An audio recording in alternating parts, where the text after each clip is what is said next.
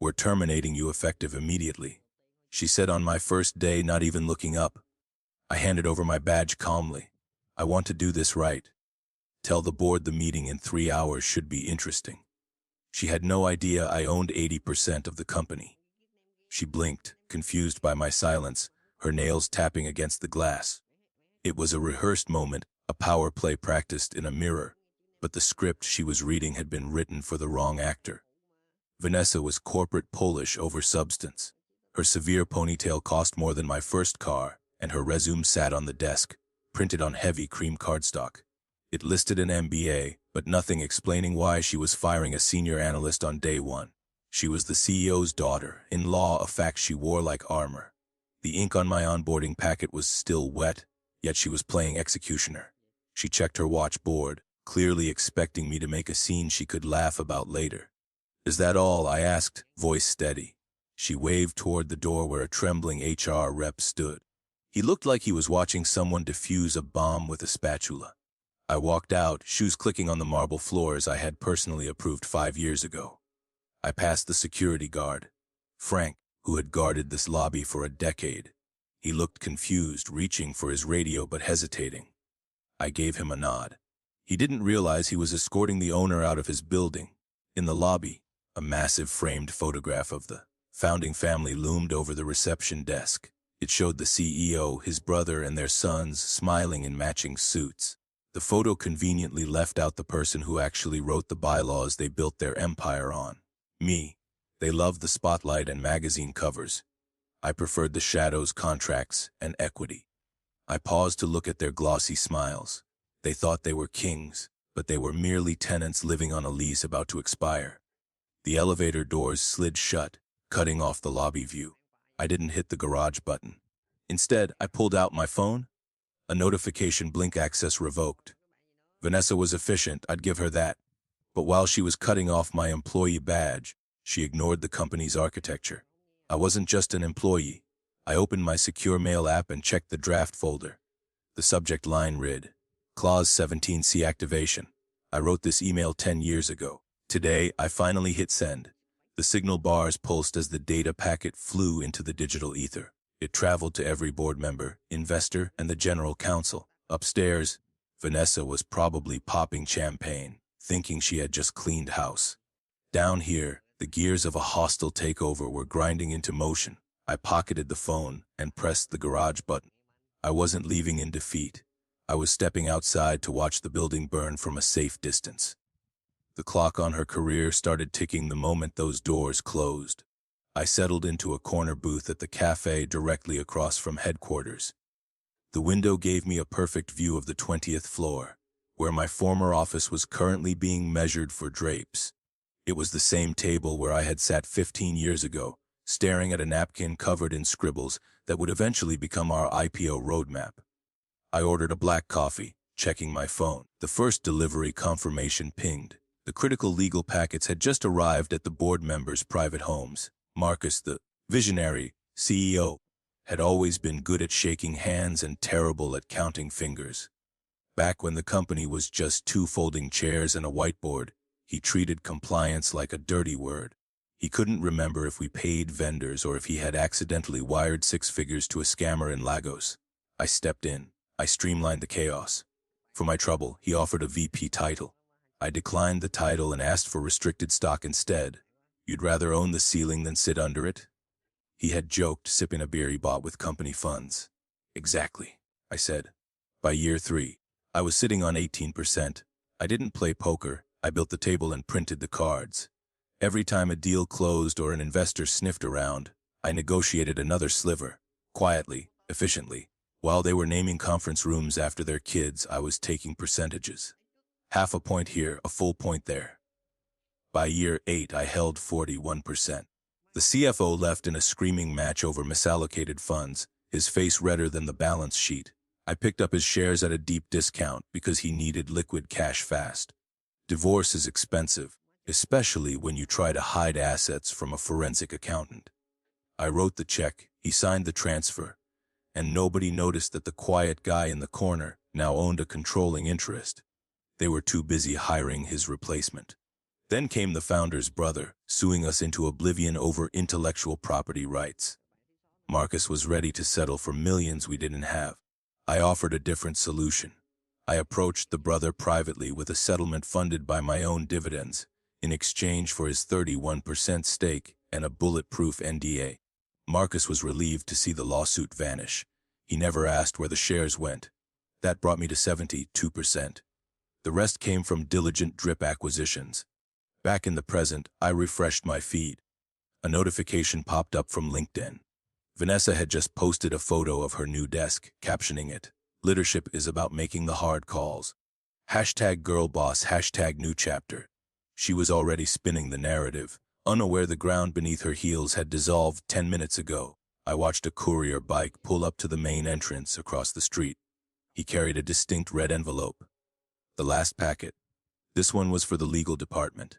Inside that glass tower, Vanessa was likely celebrating. I imagined her ordering the expensive champagne, the kind we saved for acquisitions. But then my phone buzzed with an alert from the corporate credit card system. Transaction declined, unauthorized user. A slow smile spread across my face. She was trying to buy Victory Bubbly on a card tied to my budget code. She thought she was popping bottles, but she had just pulled the pin on a grenade she was still holding. Dave, the IT director, sat in the server room's basement coolness, surrounded by the hum of cooling fans. He hated rush tickets, especially ones marked urgent, immediate revocation. The ticket had come from Vanessa's sleek iPad, demanding the complete deletion of Elliot's credentials. Dave frowned, adjusting his glasses. He knew Elliot. Elliot was the guy who approved the budget for the new firewall when Marcus wanted to buy a fish tank. Dave opened the user management console, ready to follow orders, but paused. The command prompt blinked, waiting for input. Dave typed in Elliot's username, expecting the standard employee profile to pop up. Instead, the screen flashed red. Warning, protected entity. Root access level 0. Dave leaned in, his chair creaking loudly in the quiet room. He hadn't seen a level 0 clearance since the founder's original setup. He clicked deeper into the permissions tree. Elliot wasn't just an admin, he was the admin. The system registry listed him as the primary owner of the entire digital domain. Dave looked at the termination ticket again. It was a standard HR request, sloppy and rushed.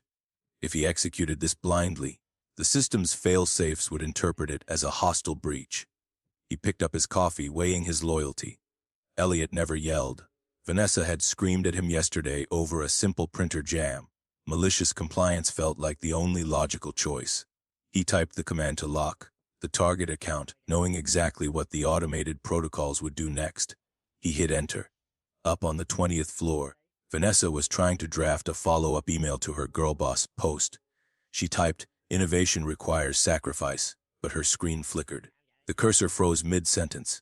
A gray dialog box appeared. Session expired. Re-authentication required. She huffed, annoyed, and tapped her password furiously. Access denied. She tried again. Account suspended. The sleek interface she relied on was suddenly fighting back. It wasn't just a glitch, it felt personal. Her connection to the digital world severed instantly. She grabbed her desk phone, dialing the internal IT line.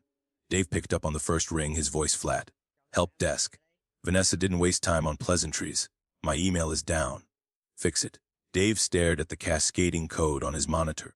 "I can't, ma'am. The system detected a security anomaly associated with the termination request you filed. It initiated a domain-wide lockdown to protect assets." He paused for effect. "You effectively locked the keys inside the car." Vanessa slammed the phone down, her face flushing pink. She looked out at the bullpen. The hum of productivity had changed. Phones were lighting up, not just hers, but everyone's. In the break room, the digital dashboard that tracked sales metrics went black, replaced by a flashing padlock icon. Across the city, in golf carts and home offices, the board members' phones began to vibrate in unison. The Clause 17C alert wasn't a polite email, it was a priority push notification. Then came the final blow, automated by a script Elliot wrote years ago. The printer in Vanessa's office whirred to life, startling her. It spat out a single page as a copy of the termination memo she had signed an hour ago, but she wasn't the only recipient. The system had automatically forwarded her signed order to the entire board as evidence of unauthorized executive action. She stared at the paper. She hadn't just fired a man. She had signed her own confession. Marcus lined up his put on the 7th green, the sun warming the back of his neck. It was a perfect Tuesday, the kind reserved for CEOs who had delegated their stress to subordinates. He tapped the ball, watching it curl toward the cup, but the vibration in his golf bag ruined the moment. It wasn't a text. It was a sustained, angry buzz. He ignored it. He was winning, and nothing short of a fire was worth breaking his rhythm. The ball rimmed out. The buzzing stopped, then started again immediately. His caddy, a kid named Leo, looked down at the bag nervously. "Sir, it's your personal line again. It says legal." Marcus scowled, tossing his putter to the grass. Legal. Never called during a round unless the SEC was in the lobby. He snatched the phone, sweat slicking his grip. "This better be good, Al. I'm 2 strokes up." The silence on the other end was heavy, filled with the crackle of distant panic.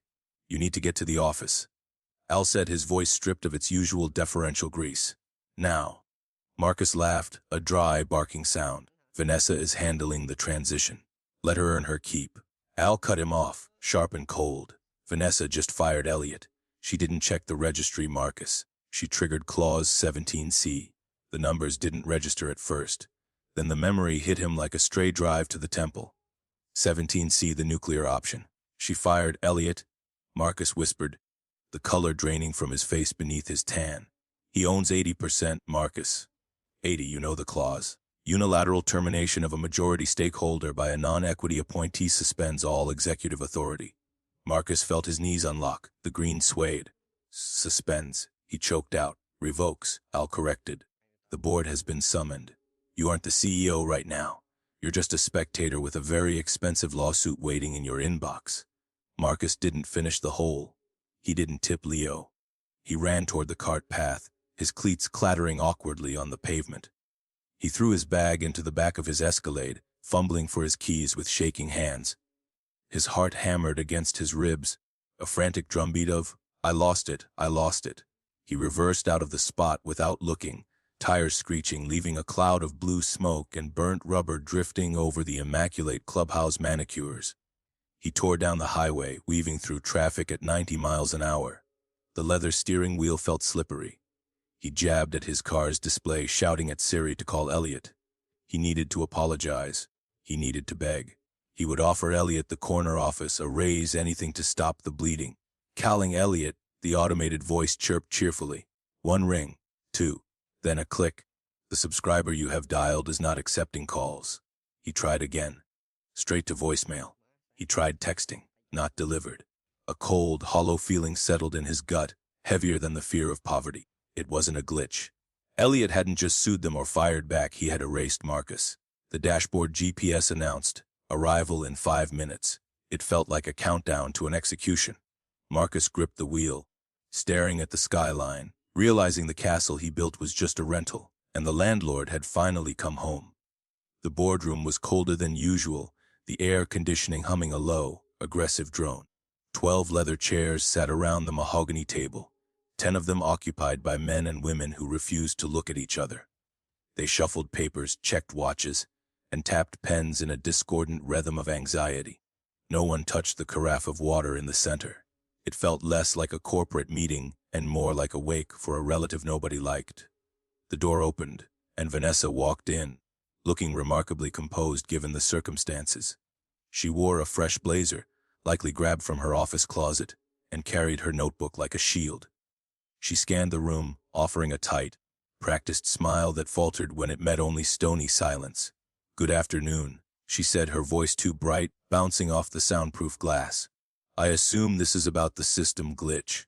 The chairman, an elderly man named Arthur who had survived 3 mergers, didn't blink. "Sit down, Vanessa," he said, pointing to a chair. Not the head chair, a side chair. Vanessa hesitated, her eyes flicking to the empty seat at the head of the table. Marcus's seat. "I am representing the CEO until he arrives," she said, moving toward it. "Actually," Arthur interrupted, his voice dry as parchment, "that seat is reserved for equity holding officers. You are currently suspended pending review." She froze, her hand hovering over the leather backrest. The humiliation was physical, a sharp slap in a silent room. She retreated to the side chair, sitting stiffly, her knuckles white against her notebook. The double doors burst open, banging hard against the stops. Marcus stumbled in, breathless, sweat darkening the collar of his polo shirt. He looked nothing like the titan of industry from the lobby photo. He looked like a man chasing a departing train.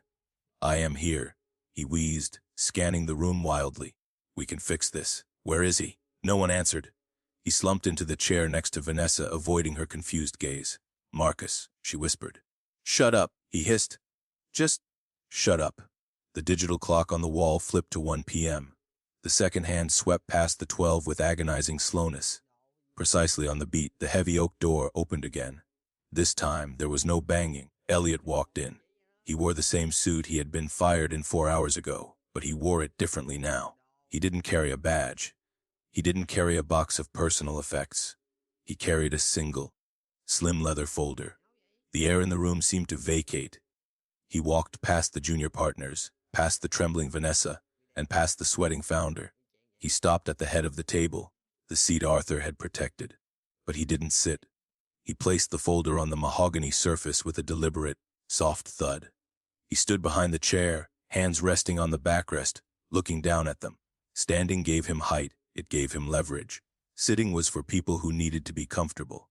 Elliot didn't need comfort. He needed control. Vanessa couldn't help herself. The silence was too heavy, crushing her need to be heard. "This is ridiculous," she blurted out, standing up. "I terminated you this morning. You don't have clearance to be here." The general counsel didn't even look up from his ledger. "Sit down, Miss Vance," the lawyer said quietly. "Under bylaw 8.4, your speaking privileges are suspended." Elliot finally looked at her. He didn't smile. He just waited. She sank back down, realizing for the first time that she wasn't the player. She was the pawn. Elliot opened the leather folder, the only sound in the suffocating room. He slid a single document toward the center, turning it so the text faced Arthur. It was the termination memo Vanessa signed, now stamped with a bright red I invalid seal. He didn't look at Marcus. He kept his eyes on the paper. "This morning, an executive with 0% equity attempted to terminate a corporate officer holding majority control," Elliot said. That action wasn't just a mistake. It was a direct breach of the shareholder agreement. The general counsel cleared his throat, adjusting his glasses as if reading a death sentence. "Under Clause 17C, the lawyer stated, any termination of a protected stakeholder by a non-equity appointee triggers an automatic suspension of the appointee's contract." He looked over his rims at Vanessa. "Your employment is effectively void, Miss Vance. You aren't just suspended. Legally, you never held the authority to fire him." Vanessa opened her mouth to argue, but the words died in her throat. She looked at her husband, but he was staring intently at his shoes. Marcus finally found his voice, though it cracked under the pressure. "Elliot, come on," he pleaded, leaning forward with a desperate, sweaty grin. "We've known each other for 20 years. Vanessa is family. She didn't know the bylaws. We can smooth this over." He reached out as if to touch Elliot's arm, but Elliot stepped back. "Family doesn't protect the bottom line, Marcus," Elliot replied coldly. "And 20 years of friendship doesn't erase the fact that you let a rookie play with a loaded gun in a crowded room." Elliot flipped the page in his folder, revealing a spreadsheet dense with numbers. "I bailed you out when you bought the vacuous crypto startup," he recited, tapping the line item. "I covered the settlement when your brother tried to sue us for intellectual property theft. I quietly absorbed the losses from that fish tank fiasco you insisted on." The room winced at the memory. "I bought your mistakes with my equity," Elliot said. "You sold your control to buy your comfort. Today, the bill for that comfort finally came due. I am formally motioning to rescind all executive appointments made in the last 48 hours, Elliot announced. It wasn't a question. It was a command disguised as procedure. "This includes the appointment of Miss Vance as Chief Strategy Officer and the termination of my own employment." He looked at Arthur, the chairman. "Do I have a second?" Arthur didn't hesitate. "Seconded," the old man said quickly. The vote was unanimous before Vanessa could even process that she had been fired by the very board she had tried to impress. Vanessa stood up again, her chair scraping loudly against the floor. "I have a master's degree," she snapped, her composure cracking into jagged shards of anger. "I drafted a 5-year vision for this company, Elliot turned to her slowly. You drafted a LinkedIn post, he corrected. You care about the perception of power, not the mechanics of it.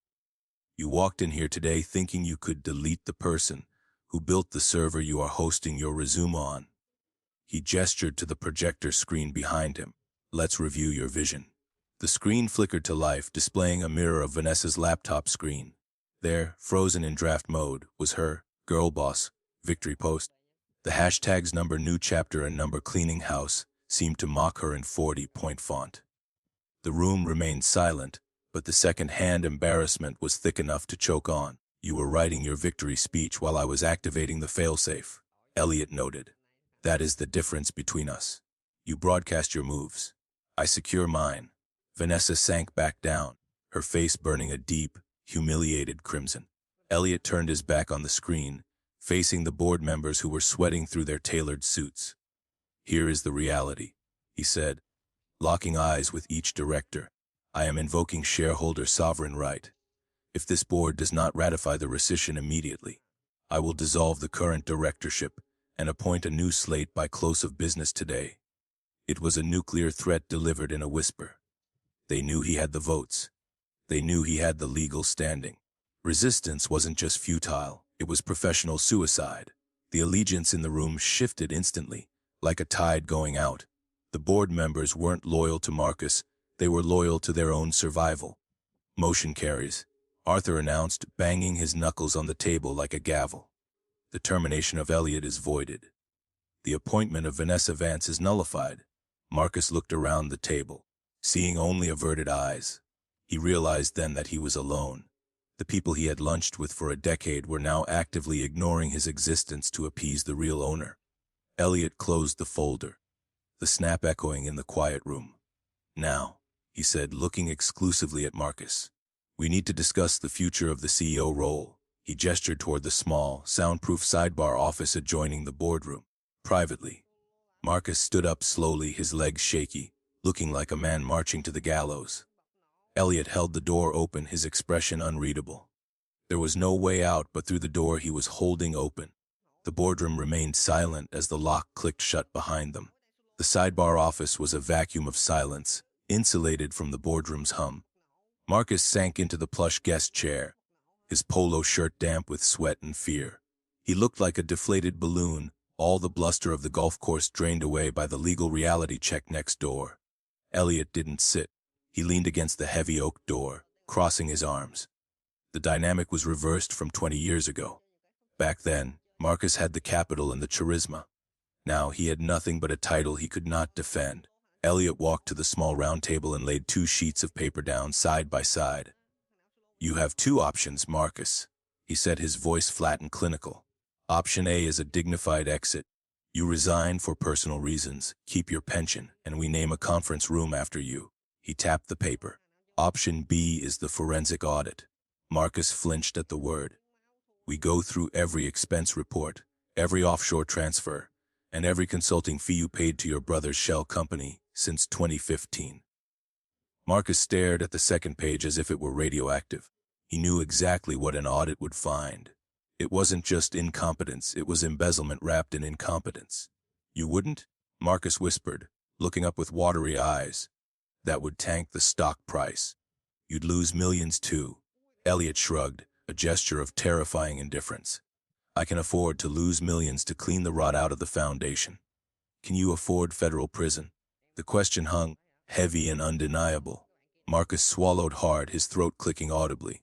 I built this place, Marcus said, his voice shaking with a mix of anger and self-pity. I put my name on the door when nobody believed in us. Elliot pulled a pen from his pocket, clicking it once. You built the brand, Marcus. I built the business.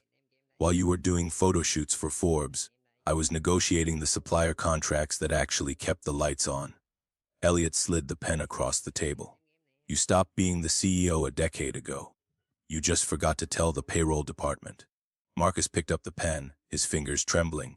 He looked at the resignation letter, then back at Elliot. What about Vanessa? She's my son's wife. If I sign this, she's done.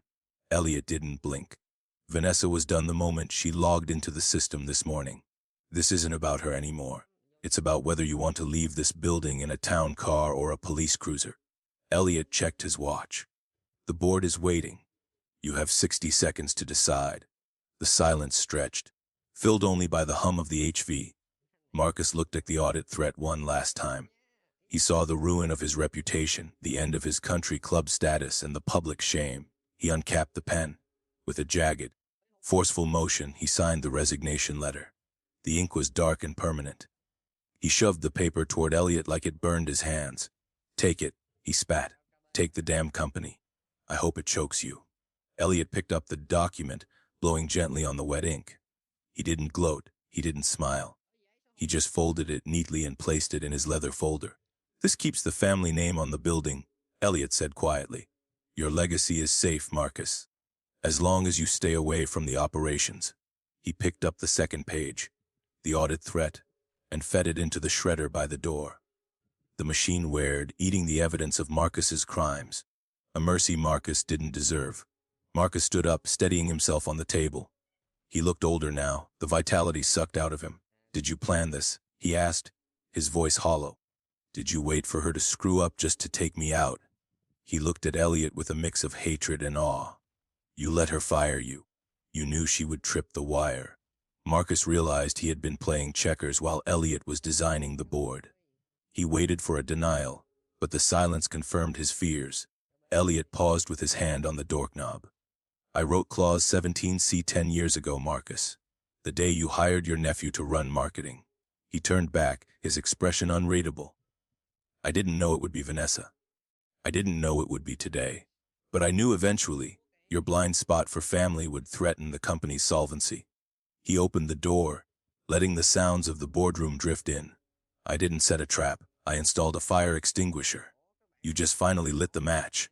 Marcus walked out first, eyes cast down, avoiding the gaze of the directors. He muttered something about health reasons. To the room, his voice barely audible. Elliot followed, stepping back into the light. The board chairman looked at Elliot, raising an eyebrow in silent question. Elliot simply nodded, patting the leather folder. The tension in the room broke. The king was dead, and the architect had finally stepped out from behind the curtain. The signature was shaky, but the transfer of power was absolute. The morning light hit the lobby floor differently, or maybe I just saw it clearly for the first time. The building felt stripped of pretense, like someone had peeled back the wallpaper to reveal the steel beams. There were no mass emails or confetti cannons to announce the change. Just a single calendar update sent to the entire staff. Transition debrief 9 a.m. I stood by the elevators, watching employees file in. They moved with a new energy. The uncertainty of the Marcus era had evaporated, replaced by the quiet hum of competence. Vanessa arrived at 8:57 a.m., wearing sunglasses indoors. She tried to scan her badge at the turnstile, but the light flashed a stubborn, unforgiving red. Frank, the security guard she had ignored yesterday, stepped forward. He held a small cardboard box. "I need the badge and the phone, ma'am," he said, his voice void of mockery but firm as granite. She handed them over, her hands trembling. She looked smaller without the armor of her title. She didn't argue. She turned and walked out the revolving doors, disappearing into the anonymous city crowd. Inside, the digital directories had already updated. The flashing animations of the founding family were gone, replaced by a static, clean organizational chart. At the top, under Executive Chairman, was my name, no photo. Just the text. I walked through the bullpen toward the strategy wing. Heads turned, but nobody looked terrified. There were nods of recognition, small smiles of relief. They knew who had actually been running the engine all these years. The ghost was finally visible, and they realized he was on their side. I entered the conference room at 9 sharp. The table looked different. The visionaries and brand consultants were gone, their seats filled by the operations leads, the engineers, and the compliance officers. These were the people who actually did the work. "Let's get started," I said, taking the seat at the head of the table. We didn't waste time on motivational speeches or buzzwords. We went straight to the audit results and the restructuring plan. It was boring, dry, and absolutely beautiful. For the first time, the meeting was about the company. After the meeting, I walked past the CEO's massive corner office. The door was open, revealing the empty desk and shelves stripped of golf trophies. I didn't go in. I didn't want his view or his chair. I continued down the hall to my old office, the one Vanessa had briefly occupied. I sat at the desk, opening my laptop. The system welcomed me instantly. Administrator access granted. I wasn't just maintaining the machine anymore. I was steering it. I had spent 20 years hiding my power to protect it. I pulled up the browser and navigated to that video channel, Corporate Chaos. I clicked subscribe and liked the latest video about toxic bosses getting their due. It felt like a fitting end to the saga. The lie that I needed to be invisible was dead. True safety wasn't in the shadows, it was in accountability. I closed the tab, picked up the phone, and dialed the investors. "This is Elliot," I said when they answered. "We're back in business." The transition was over. Now the real work began.